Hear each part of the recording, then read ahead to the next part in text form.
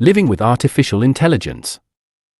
Powerful artificial intelligence, AI, needs to be reliably aligned with human values. But does this mean AI will eventually have to police those values? This has been the decade of AI, with one astonishing feat after another. A chess-playing AI that can defeat not only all human chess players, but also all previous human-programmed chess machines, after learning the game in just 4 hours? That's yesterday's news. What's next? True, these prodigious accomplishments are all in so-called narrow AI, where machines perform highly specialized tasks. But many experts believe this restriction is very temporary. By mid-century, we may have artificial general intelligence, AGI, machines that can achieve human-level performance on the full range of tasks that we ourselves can tackle. If so, there's little reason to think it will stop there. Machines will be free of many of the physical constraints on human intelligence. Our brains run at slow biochemical processing speed on the power of a light bulb, and their size is restricted by the dimensions of the human birth canal. It is remarkable what they accomplish, given these handicaps. But they may be as far from the physical limits of thought as our eyes are from the incredibly powerful Webb Space Telescope.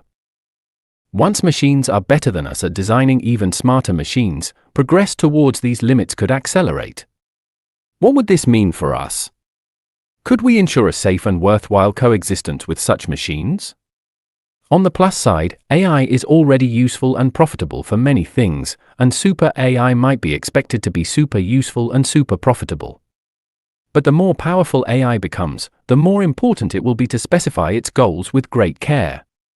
Folklore is full of tales of people who ask for the wrong thing, with disastrous consequences. King Midas, for example, might have wished that everything he touched turned to gold, but didn't really intend this to apply to his breakfast.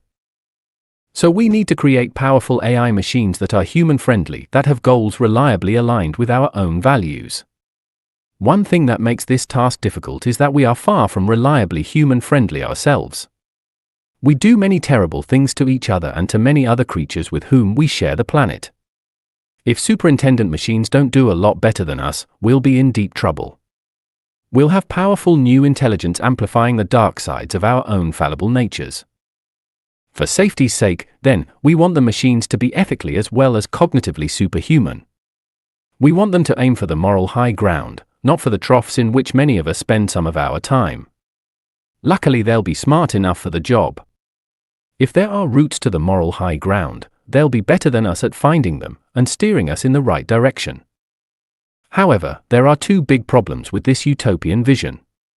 One is how we get the machine started on the journey, the other is what it would mean to reach this destination.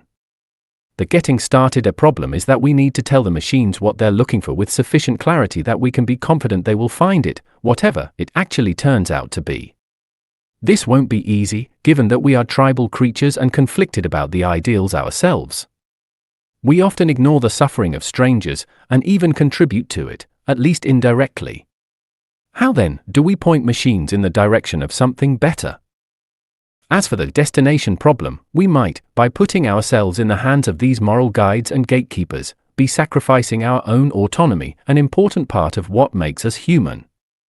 Machines who are better than us at sticking to the moral high ground may be expected to discourage some of the lapses we presently take for granted. We might lose our freedom to discriminate in favor of our own communities, for example. Loss of freedom to behave badly isn't always a bad thing, of course. Denying ourselves the freedom to put children to work in factories or to smoke in restaurants are signs of progress. But are we ready for ethical Silicon police limiting our options? They might be so good at doing it that we won't notice them, but few of us are likely to welcome such a future. These issues might seem far-fetched, but they are to some extent already here. AI already has some input into how resources are used in our National Health Service, NHS, here in the UK, for example. If it was given a greater role, it might do so much more efficiently than humans can manage, and act in the interests of taxpayers and those who use the health system. However, we'd be depriving some humans, e.g. senior doctors, of the control they presently enjoy. Since we'd want to ensure that people are treated equally and that policies are fair, the goals of AI would need to be specified correctly. We have a new powerful technology to deal with itself, literally, a new way of thinking. For our own safety, we need to point these new thinkers in the right direction and get them to act well for us. It is not yet clear whether this is possible, but if it is, it will require a cooperative spirit and a willingness to set aside self-interest. Both general intelligence and moral reasoning are often thought to be uniquely human capacities. But safety seems to require that we think of them as a package. If we are to give general intelligence to machines, we'll need to give them moral authority, too. And where exactly would that leave human beings?